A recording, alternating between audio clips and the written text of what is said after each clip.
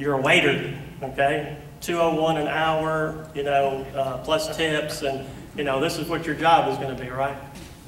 Well, no. As we can see, as we get to 1 Timothy, okay, there's a lot more standards that are required of the deacon now. So, as we know, Acts is a transitional book, okay? Things grew as Acts grew, okay? And we'll see, and we get to 1 Timothy, which was one of the later writings of Paul, written probably about 30 years, I guess, off the top of my head.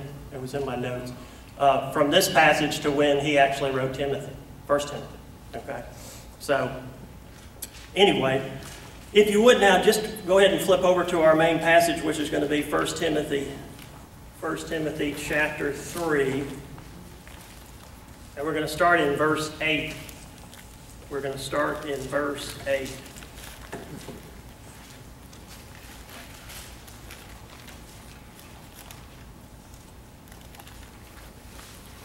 All right, just to give you a little lexiconal definition of diakonos, one who gets something done at the behest of a superior, an assistant to someone.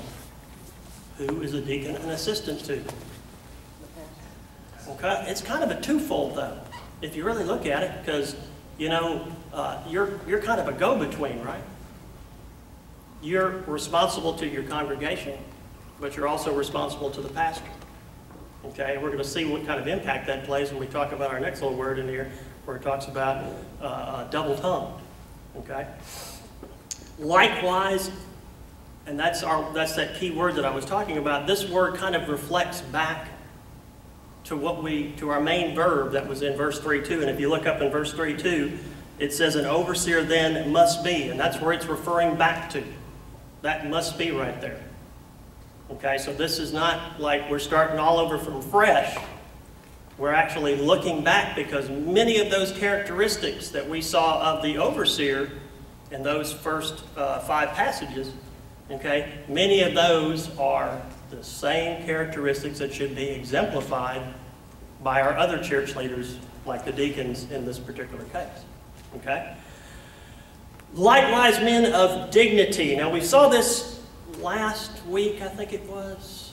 No, I take that back. It was a week and a half ago. We looked at that because it was right at the end of our passage. If you look up in verse 4, I believe it is, he must be one who manages his own household well, keeping his children under control with all dignity. It's essentially the same word, not exactly the same word. Instead of semnotes, was what we had in verse 4, here we have semnos.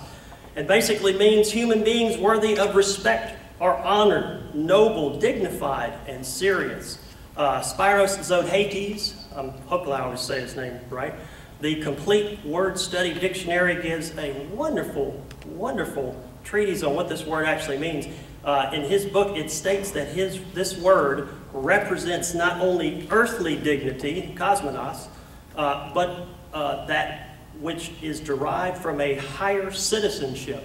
Where is our citizenship, by the way? We have dual citizenship, don't we? We're earthlings and we're heaven citizenship as well.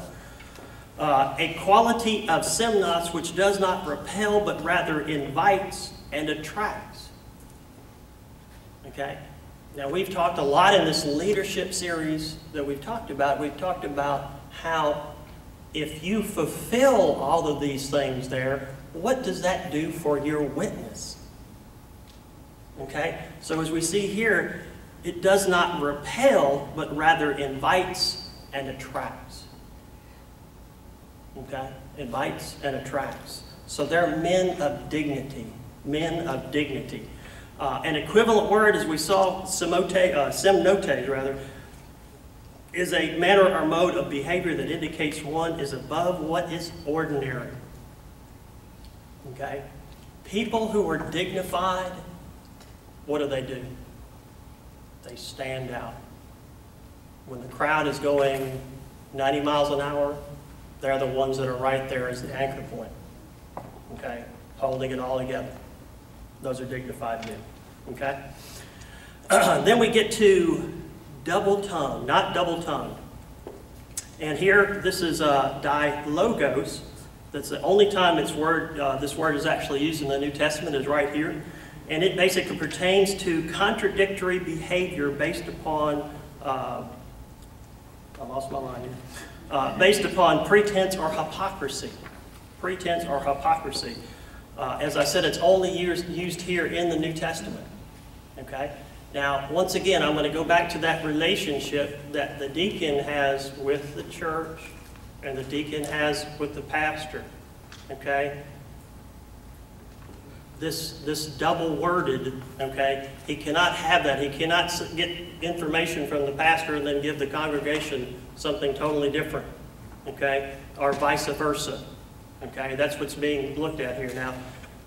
In this particular case, that double tongue is going to refer back to, and we're going to see this when we get into verse 11 as well. This double-tongued concept comes from, you know, what is one of the worst problems that we have as believers that comes out of James 3, excuse me, 1 through 11. What is that thing that can set things on fire? The tongue, okay? The tongue can really set things on fire. So if you have a deacon, okay, who's giving out bad information, what can that do to the congregation as a whole?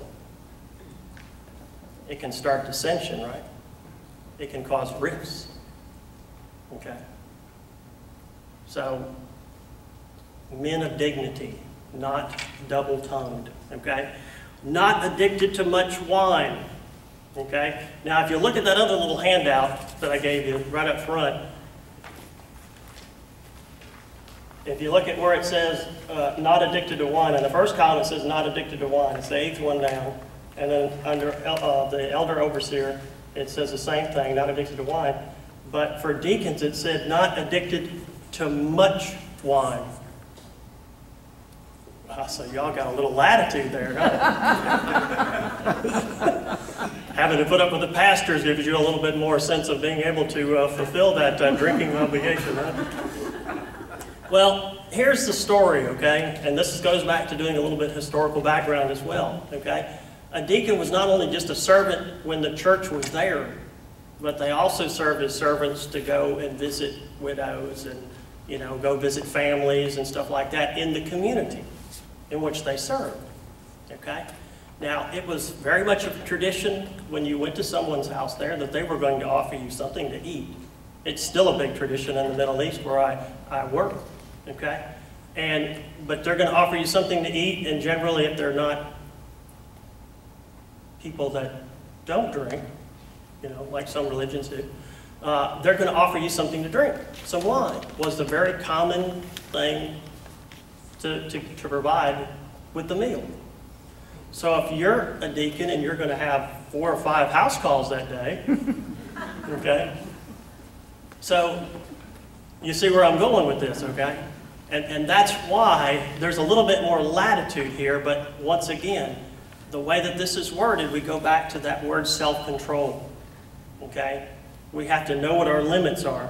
And as I said, this is slightly, our main word here is proseko, which is a present active verb. So this is something we have to constantly do, which means to continue in close attention to something, to occupy oneself with, or to devote or apply oneself to, okay? Elsewhere, in several other passages, which there's actually 24 times this word is actually used in the New Testament, it's also translated as be aware, be on guard, take care, or pay attention, okay? So it's one of those things, as we talked about when we talked about the pastor-teacher part of this, that was something that somebody didn't just sit around with his wine bottle drinking all the time, okay? So the same premise still holds true here, okay? It's just the wording is a little bit different in this verse, and maybe that's because of Paul's knowledge of what a deacon actually did about going around and visiting homes. And maybe he had that in concept. I don't know. I can't read his mind. But seeing how the wording here is definitely different, I think I put the Greek in there in your passage. And we went from 2 words, which as we saw in the pastor part, to 4 words. Okay, so there's a little bit of a difference here, for sure, and that one word where it says poio, which a P looks like the pi symbol, okay, that's going back to much. So don't drink much wine, okay? Did I spend too much time on that? Probably did. Okay. Our next word is of sordid gain, and we've already seen this one when we did our study in Titus 1, 6 through 9.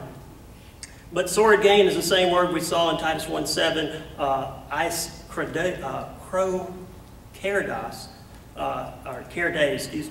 pertaining to be shamefully greedy. This is actually a combination. This word here is a combination of two separate words. Okay, the iskron would be the first part of that, which basically means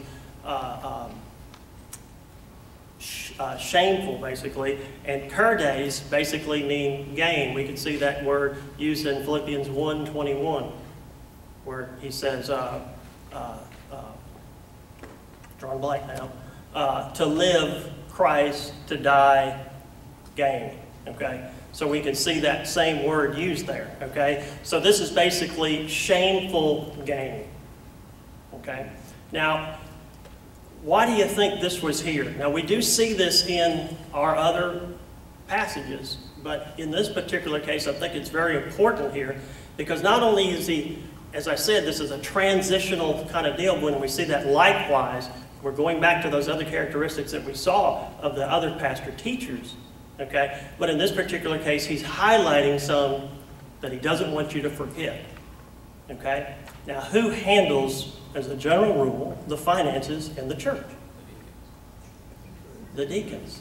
And as we know, who was of the 12 disciples, who had the money box? Judas. And what was he doing with the money box? He was taking a little bit out, wasn't he?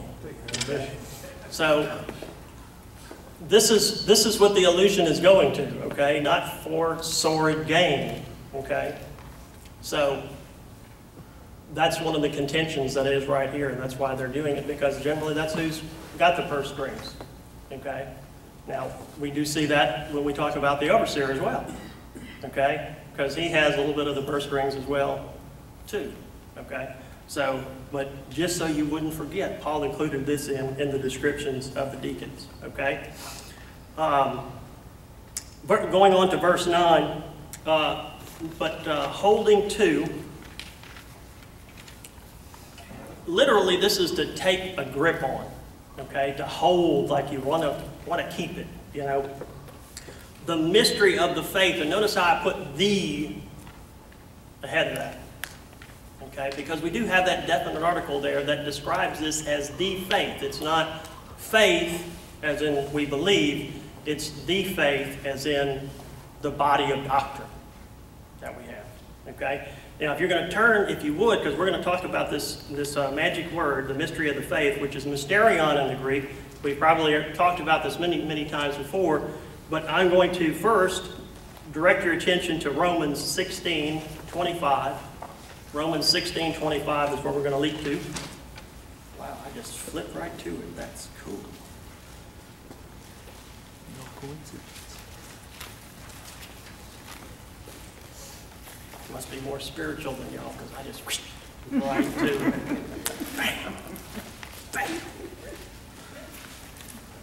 16:25. Now to him who is able to establish you according to my gospel and the preaching of Jesus Christ, according to the revelation of the mystery which has been kept secret for long ages past, but now is manifested by the scriptures of the prophets, according to the commandments of the eternal God, has been made known to all the nations, leading to obedience of faith. So the only wise God, through Jesus Christ, be glory forever.